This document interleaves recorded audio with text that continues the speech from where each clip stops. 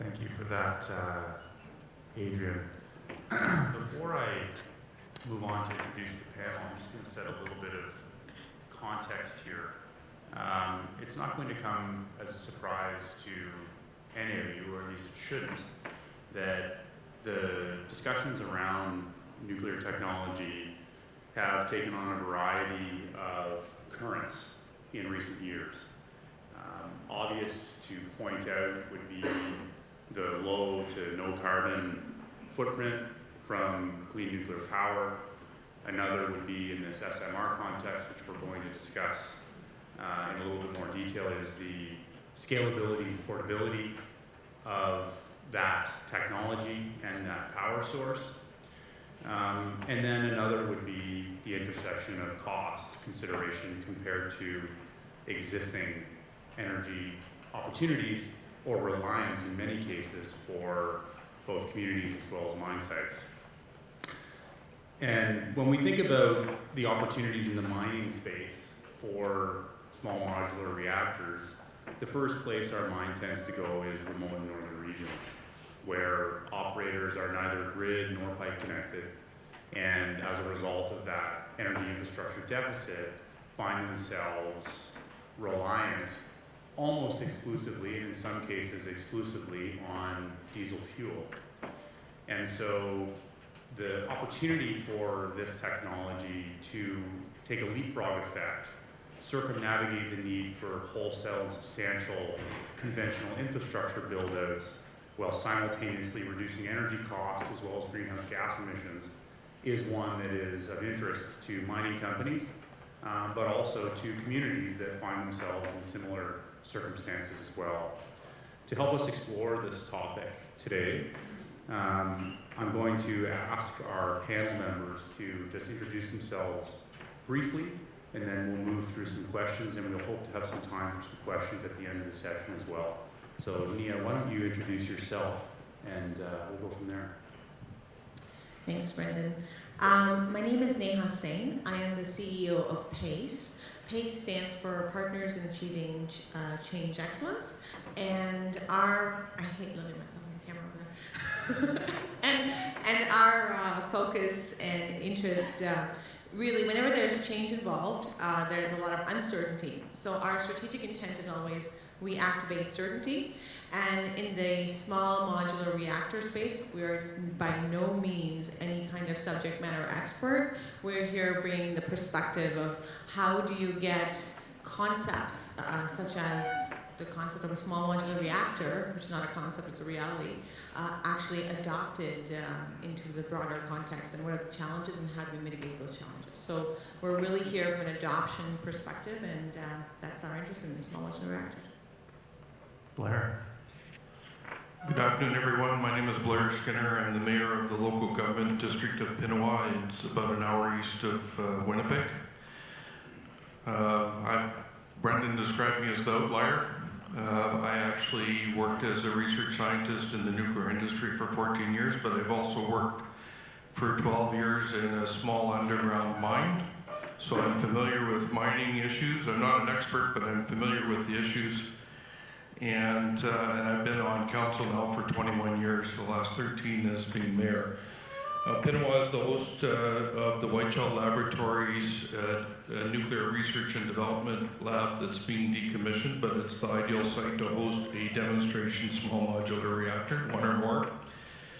But beyond that, our vision is that Pinawa, being at the end of the highway, we can segregate from the grid and become the first off-grid community to be powered by a small modular reactor. And then we're also going to include in our demonstration to show how fresh fruit and vegetables can be grown year-round in a harsh climate, and also how an SMR can be integrated with renewables, so that a visitor from a remote community can come to Pinawa and see not only is the reactor running safely, reliably, and cost-effectively, but these are all the different ways it's going to improve your quality of life.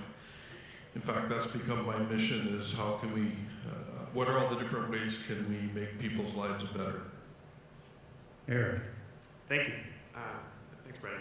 So my name is Eric McGoey. I'm the Director of Remote Generation Development at Ontario Power Generation. And this conference has felt like a bit of a homecoming for me because I spent 10 years on the political side at Queen's Park, most of that time with Ontario's Minister of Northern Development and Mines, Minister of Natural Resources, and then I worked for a couple of years for Cliffs Natural Resources on their chromite project at the Ring of Fire. When that project didn't proceed, I found myself looking for new adventures and have spent the last 5 years at Ontario Power Generation, helping them with their government relations and their public affairs before joining the new nuclear group. And in that group, I have responsibility for off-grid remote generation, including the demonstration project that we are doing in partnership with Global First Power at another CNL site at Chalk River, looking at not doing so much a science experiment as a business experiment and getting Canada's first of a kind small modular reactor, a small 5 megawatt unit up and running so that we can test out the commercial model and come back to you in a few years and tell you what the model looks like and invite you to come kick the tires and talk about how we want to get you off diesel and onto emissions-free nuclear power. Thanks, Eric. Micah? Thanks. Good afternoon, everybody. My name is Mike Malik, and I am the Deputy Director of Strategic Policy within the Nuclear Energy Division at Natural Resources Canada. We are the Government of Canada lead, policy lead on the role of nuclear energy in Canada's energy system. Small modular reactors is one of my most important files and is increasingly having a lot of attention, both from stakeholders as well as policymakers. And as one other note is that I grew up in Blair's small town, so you can in some ways say that this industry is in my blood, because my father was actually an Atomic Energy Canada researcher, and so it's an industry that is both near and dear and in my past. But ladies and gentlemen, let's just be clear that this is a safe industry. There is no product of this industry that's in his blood. I guarantee you that's true. So rest assured, I want to make sure that everybody's comfortable. Thanks for that, Micah. Let's turn to you again, Micah, with the next steps. NRCan has showed some leadership in this space with the generation and rollout of the SMR roadmap. Why don't you provide the audience a little bit of an overview of that work as well as what you've been doing in that space since its release last year? Sure. So those that are not familiar, about approximately a year ago in November 2018, we published the SMR roadmap. So I have a copy here if anyone's interested, but it's also available online at smrroadmap.ca. It was the end result of an extensive collaboration effort that we did across Canada with 50 organizations. We ran a number of workshops. There were a number of technical and economic and stakeholder engagement subcommittees of that. And we published the roadmap as a summation of that work to be able to articulate what the opportunity is for Canada. And I will make one highlight, is that one of the outcomes is that we identified 3 potential areas to move forward in SMRs. One area is in the on-grid space, grid-connected SMRs that would be able to provide power for those provinces that are looking to reduce their greenhouse gas emissions from their electricity system. The second is remote communities, and the third is industrial applications, including mining, as well as other industrial applications such as oil sands and resource extraction. The roadmap consists of a number of recommendations, and we are proceeding forward on a number of those. One thing I will highlight in the last 6 to 12 months since the roadmap was launched is we've received a number of interested stakeholders that have come forward, and a number of those have actually been from the mining sector. So we've maintained a fair engagement and outreach in that. Over the past year, we've had a couple of workshops. So we held a half-day workshop with the Ontario Mining Association as well as the Saskatchewan Mining Association. We've also participated in a number of conferences, most notably for those that are familiar, PDAC, and we'll be at PDAC again this year with an increased presence, and also bilaterally. So we have been engaged with a number of companies that are interested in SMRs from the mining sector, as well as SMR vendors that are interested in mining. And we have been helping to facilitate some of that interaction and also provide information on bilateral engagement process. And for anyone who is interested, we are happy to do so directly, so feel free to come and have that conversation. Thanks for that. Clearly there's, it's been a great launch for this topic. I think it's been pretty well received, and from my perspective and line of sight on it, I can see momentum growing, not plateauing on this issue. Yeah, Brendan, just on your question of momentum, one thing I will highlight is that 2 days ago, not in the mining sector, but related to on-grid SMRs, there was a trilateral agreement that was signed between 3 provinces to enhance and continue their cooperation on the deployment of SMRs. So it's just an illustration of the continuation of the attention that the SMR sector is getting from policymakers and stakeholders, and people seeing that the SMR is a real opportunity for Canada. It is a real opportunity, but no opportunity or technology evolution comes without its challenges. And the next question is going to get at that a little bit. Is a question for each of the panelists. What are the main challenges that need to be overcome before this technology can be commercialized, and how are these being addressed? Nia, why don't we start with you? Sure.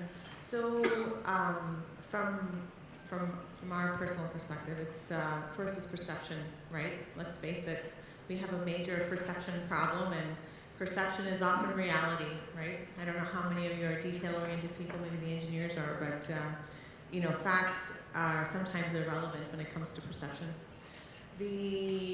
That's a major barrier, and that's why we are involved in this initiative. The other one is value. So yesterday, I think it was Pig Nudie was on stage from Valley, and I told him I was going to steal this, but you know, we talk about social license, right? But we really need to talk about social value. So projects such as what Blair's going to be talking about is really essential to demonstrating the value of the technology. And people don't see the value in it because there's so much fear, and there's a perception of the lack of potential safety related to it. The third part is the adoption at the end of the day, right? So you do need some early adopters to actually adopt this technology and move forward with it. So that's, you know, and I'm sure you guys will talk more about technical aspects, but those are the. Blair, over to you. Neha touched on important issues, and I mean the whole vision that we've developed in Pinawa for our demonstration has been around answering the question, how do you make a remote off-grid community feel comfortable about bringing an SMR into their community as technology they know nothing about. I had the opportunity to participate in a workshop, and I also read some reports on some research done in Saskatchewan, and there are many communities that are interested, but they don't want to be the guinea pig. Well, Pinawa and our surrounding municipalities are all willing to be the guinea pig, and we're going to have the demonstration so that people can come and see it for themselves. That's what they want. It will serve no purpose to just show them on paper. They're going to have to see that this is going to make a real difference to their community, and then it might be a technology they want to embrace. Eric. Thanks. There's 3 things that come to mind as being really important, and so I'll just touch briefly on each of them. The first is just the technology down selection. You've got somewhere around 140 different vendors who are talking about their own technologies, their own IP, and we really need to make a concerted effort to figure out who's real. We believe that for both on-grid and off-grid rollout in Canada, we could really benefit from a fleet approach. You know, people talk about the reluctance of building first of a kind. You know, one of the panelists said yesterday, nobody wants to buy the machine with serial number 1. The only thing worse than that is building only of a kind, which is sort of where we ended up with some of our can-do builds, where if you rolled out instead a fleet approach where you have the same kind of reactors that are used in Saskatchewan, in Ontario, in New Brunswick, and you can send maintenance staff from one to the other, then there's some real advantages there. And so getting that technology down selection piece, I think, is really important. The other piece is community acceptance, and I think particularly of Indigenous communities. Let's be honest, when we built the CANDO fleet that we have now, it was a different time. It was different legislative environment, different understanding of Indigenous and treaty rights. And as a result, I think it's fair to say that outside of maybe a couple communities in northern Saskatchewan that are part of Cameco's workforce on the mining side, Indigenous communities have not benefited from development of nuclear power the way that, say, Durham region or the Kincardine region or even the areas around Chalk River have. So that, I think that's a significant one that we need to make some inroads on. And then the final one is just project economics. We've been talking about SMRs for so long, and vendors make a whole bunch of really exciting claims. But at the end of the day, the only real SMRs we have out in the world right now that we're used to are ones in nuclear submarines and icebreakers, and those projects don't have to be economic the same way that our projects do. And so I need to be able to come to your members and say, we can give you a fixed price that's going to be a contract, an offtake agreement for X number of years, for Y megawatts at Z price. And right now, nobody can do that. If you wanted to buy an SMR from me tomorrow, I couldn't tell you when I could deliver it, and I couldn't tell you how much it's going to cost. And that's why, even though doing off-grid SMRs has never been the kind of thing that's traditionally in OPG's wheelhouse, we decided to just get on with it because we realized we couldn't wait for other people to do the work.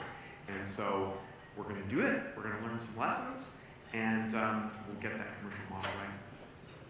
Thanks, Eric. Mike, do you have something to add to that? So I'll just add that we see that there are three components that need to be addressed prior to SMRs being able to be deployed in Canada. The first is business partnerships, and this is an area that we have been attempting to help facilitate over the last year. Those that are interested in the adoption of SMRs, being able to connect with companies that are SMR design vendors that are looking to be able to provide an application, and connecting those with the operators, such as OPG. They're able to then move forward with that. And we realize that that has a number of years, but being able to take those steps today and being able to explore those business partnerships early, to be able to articulate where those applications might be, is important so that when the technology is ready, that those business partnerships are in place. The second, as Eric also highlighted, is related to demonstration. So there is a process ongoing, and we could talk about that related to the demonstration of the technology, and that is an important step to overcome in the challenge before deployments can become widespread. And then the third is engagement, and this is a process that we are undergoing in conjunction with a number of stakeholders. And we see support in various places across Canada. We often see that the support varies community by community, so it's not a one-size-fits-all engagement strategy. Provinces such as Saskatchewan or Ontario or New Brunswick that have experience with the industry, we generally see higher than average national support. But of course, this is just the first step, and there's more to be done in that space. Thanks for that. Eric, I'd like to pick up on a couple of the things that you said and dig a little deeper. Based on the conversations that I've had internally with my members about this, the way we look at the world is, this is not for us predominantly about the technology. I mean, we're confident in Canada's expertise in the nuclear space that these technologies will be vetted, they will be viable, they will be scalable. But concurrently with this is predominantly about a market development issue, and a fundamental consideration on that is social license, right? And you at OPG are the first out of the gate on this in many respects. Your partnership and the work that you're doing at Chalk River has a consultation component to it. What are you hearing in the conversations you're having on this? So we're still in the early days of our environmental assessment. The process kicked off formally this summer, and I and my colleagues have been traveling, spending a lot of time in the Ottawa Valley talking to communities. And I'd say, if I was going to generalize shamelessly, that the clearest split is between municipalities who are overwhelmingly supportive. They see the economic development potential. They have a lot of residents who work or have worked at Chalk River Laboratories, so they understand the technology, they understand that these are high-skilled, good-paying jobs, and so they're really excited. And they say things like, well, great, after you have that first one up and running at CNL, maybe we could get one for our municipality and show people that you can run a hospital and a municipal grid off of these SMRs and demystify them a little bit. So on the municipal side, the partners are there and they're really excited. And then on the other side, and sorry, I shouldn't say side because it's not an oppositional piece, but another perspective is what's coming from the Indigenous communities, which is a lot more cautious and reserved. There's less familiarity. There's concern about the nomenclature. There's concern about what it is we're trying to do. And frankly, there's concern about the other things that are happening on the CNL site in terms of decommissioning of some of their old reactors, for example. And what's the connection between what's happening over there with the old research reactor and what's happening over here with ours. And that's all entirely reasonable. And what's given me, I think, the most hope is two things.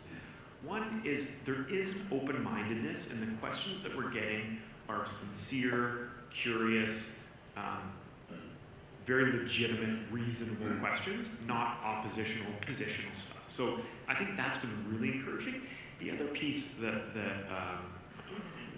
really resonated with me is everyone saw past the immediate project that we're talking about and looked at the potential in the future. So they were saying, yeah, we realize this isn't really about building a 5 megawatt first of a kind SMR at Chalk River for the sake of doing that. It's you do that so then your second of a kind, third of a kind, nth of a kind could be deployed in remote communities that are not grid connected and could be a way for Arctic communities to use high quality heat that's coming out of the SMR to establish greenhouses. And could be ways for communities that are currently 100% dependent on diesel to have some degree of energy independence. And so there's this openness to the idea that we recognize that we don't necessarily need this, and there aren't going to be huge benefits in terms of jobs and investment in our local community, but that this technology could be a game changer for our northern neighbors and family. And so I think that's absolutely the right attitude, and it behooves us as an industry to really take that challenge and be good partners and earn that trust and build that comfort so that we can keep moving forward with this. That's really good to hear. I want to hear what you have to say about that as well, Blair, but I'm going to elaborate a little bit further on this and just ask sort of a slightly pointed question based on my own observations, and that's that, with the growing concern over climate change, and let's just be real about this. You look in every corner of social media, you look at public policy platforms, you look at within Canada, beyond Canada's borders, there's growing concern about climate change.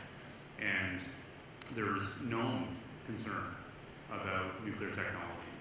Fortunately, in Canada, we have a fantastic track record, and none of the accidents that have become infamous with nuclear have ever occurred within Canada's borders.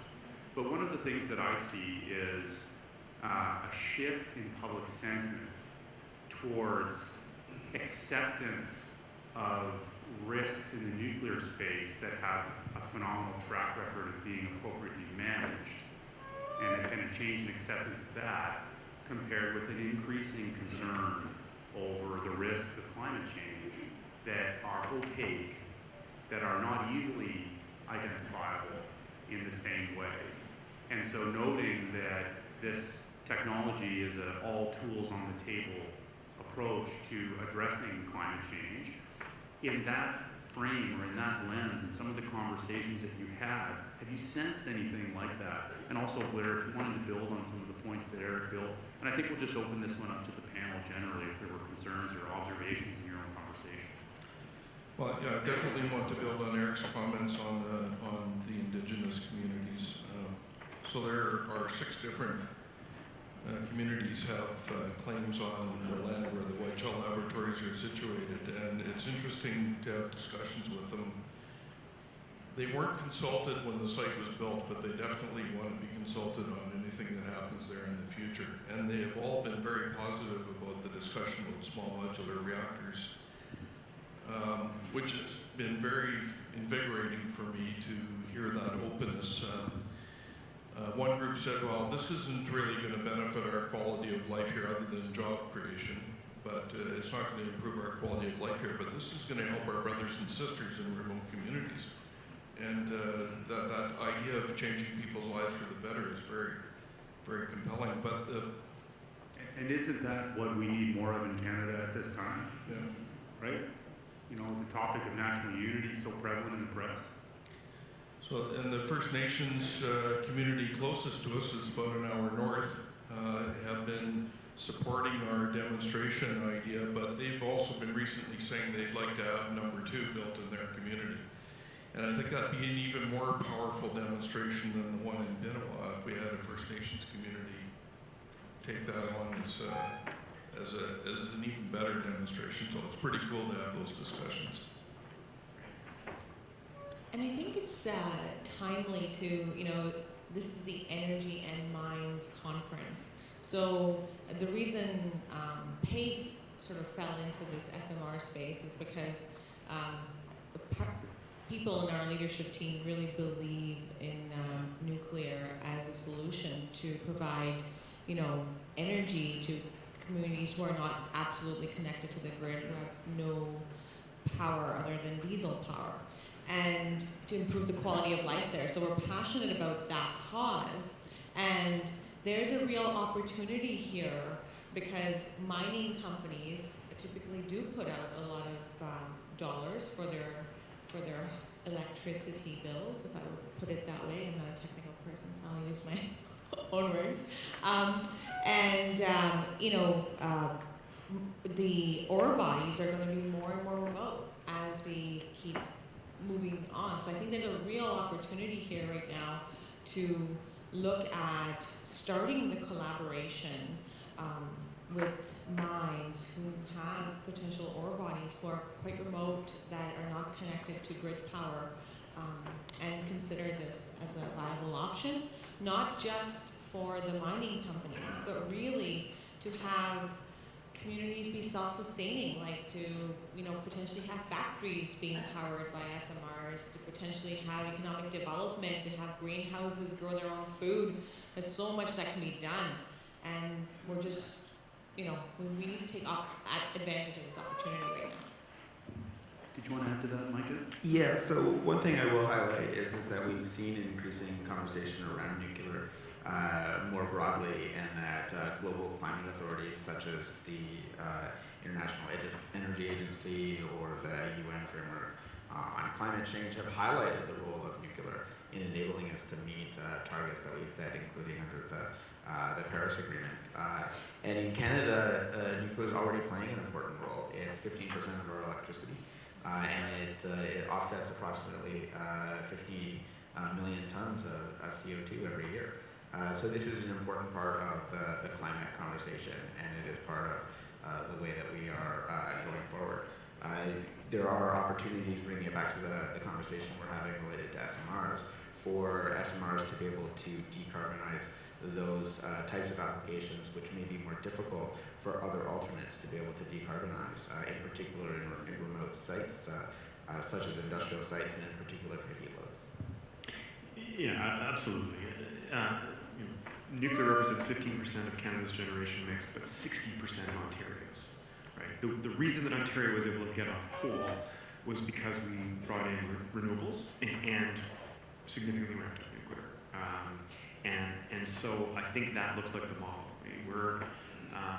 Climate change is the game changer here. And I don't think we'd be having this conversation in a different context. I'm from Thunder Bay, grew up in northwestern Ontario. That's not a nuclear community. I'm a hydro guy, I'm a biomass guy. If it weren't for the challenge of climate change, I don't think I'd be working on a nuclear file, frankly. But when you look at the supply mix and you say, if you're Manitoba or Quebec or BC and you've got those abundant hydroelectric resources, you're probably never going to get seriously into nuclear, certainly not grid scale. And if you're in another jurisdiction that doesn't have those hydro resources, you can do really well with solar in terms of how that helps you with your summer peak when everybody's running their air conditioner, like in Ontario. And wind can be a really great resource, but both those resources are intermittent.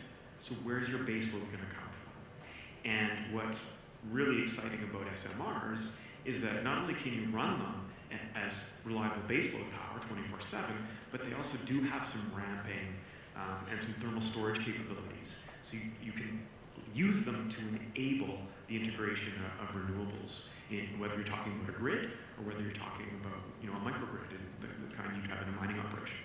And I think that that's a really important technical consideration, because for the longest time, the only viable means through which remote off-grid mining companies could displace diesel reliance was through moderate renewable build-outs.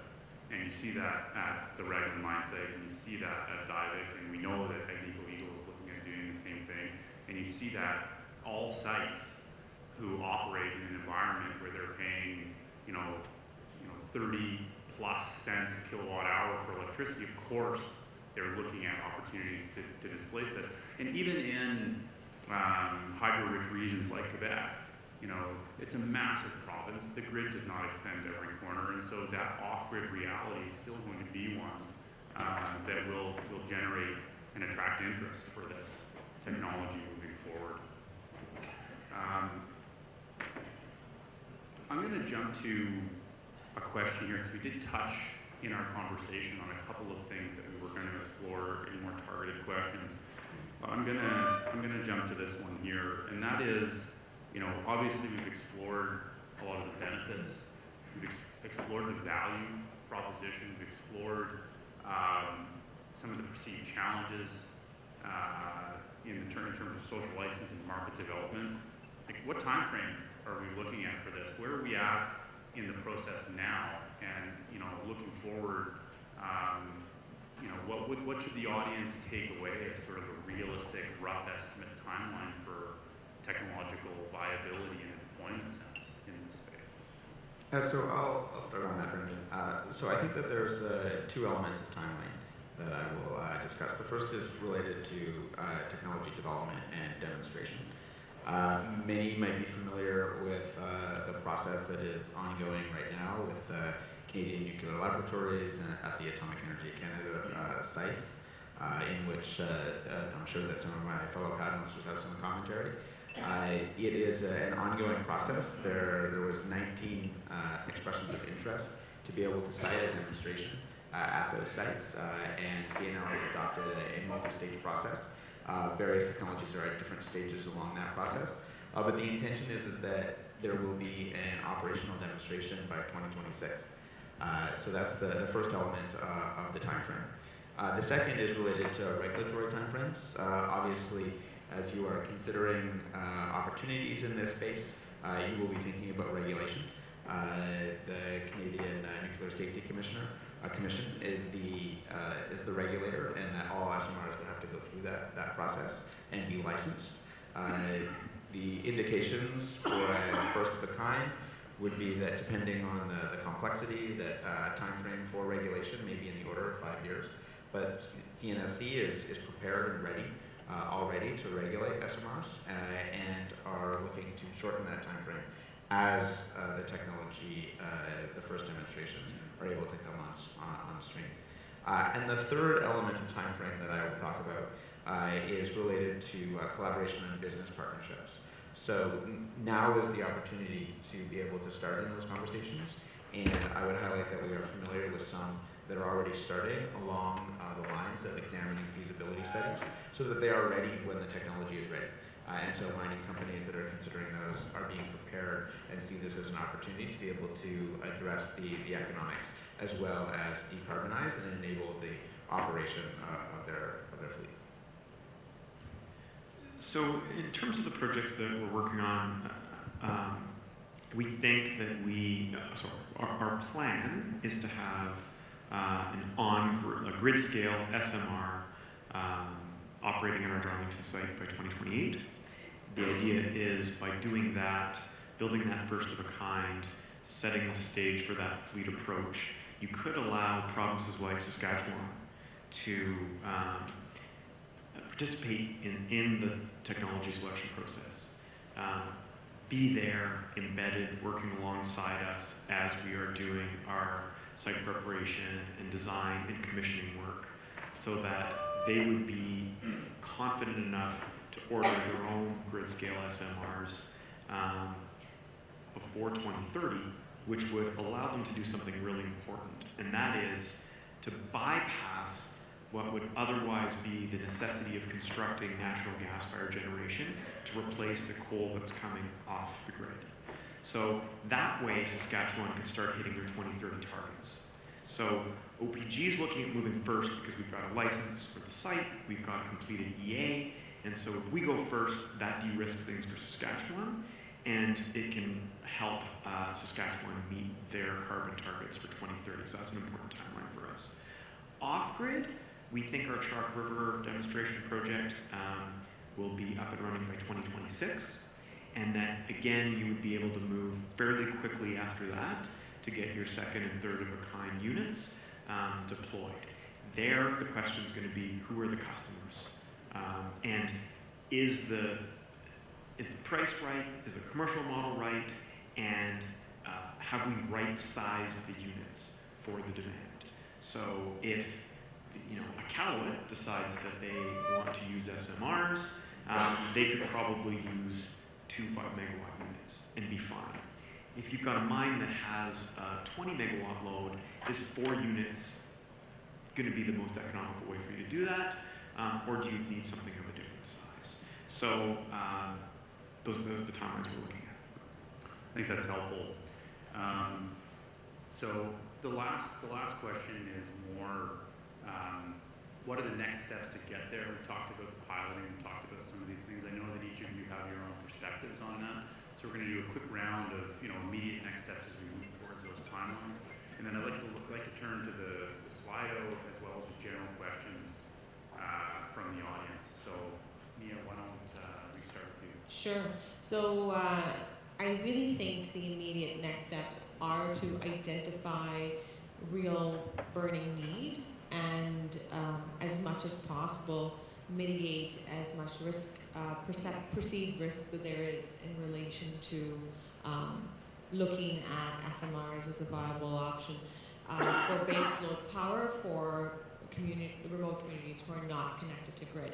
So if you don't have a burning platform, you don't have a need, you don't have a mining company that has, potential property that can invest the money potentially to make that happen, you need those things to happen and all be in the right circle for something to move forward that way.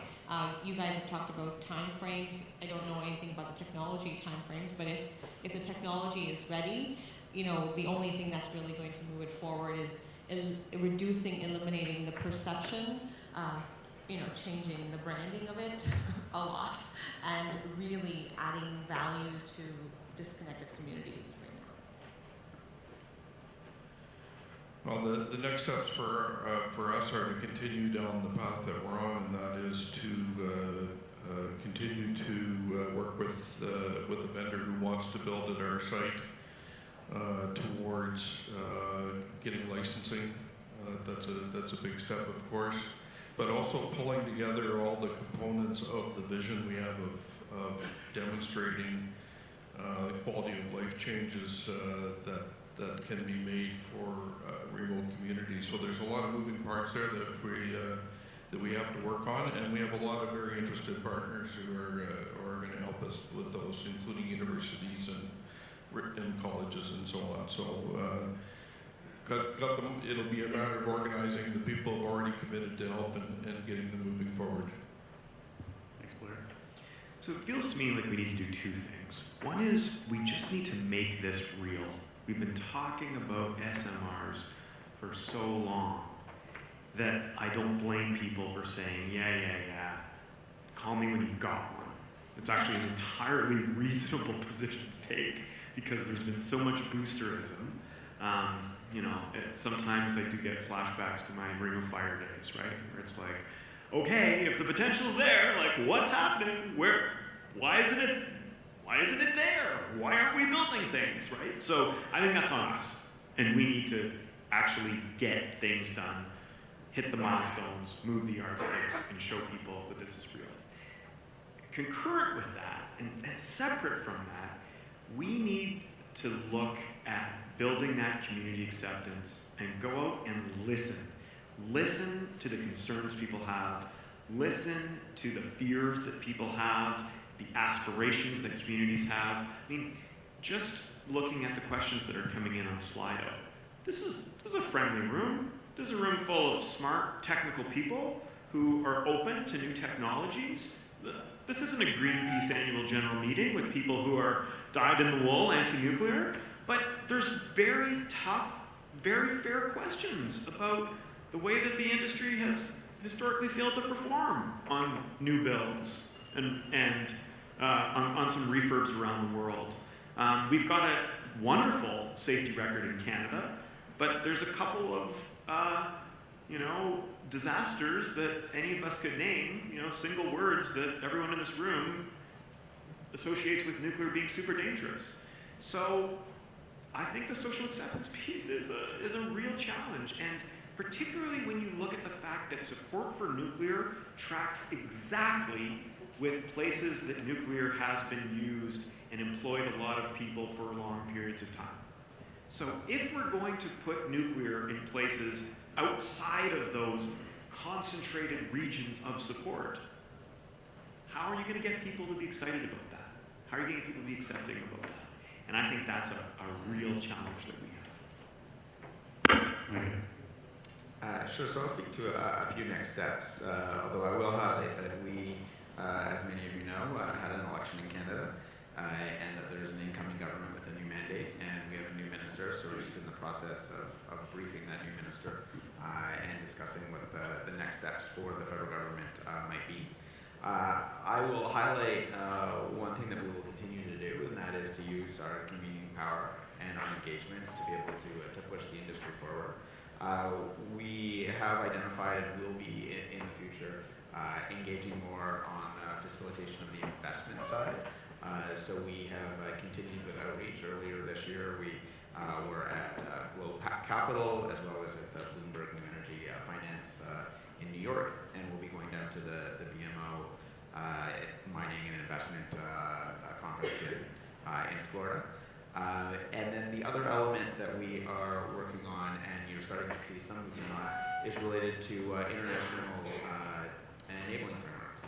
And so this is important for those that are considering SMRs within the context of being global companies.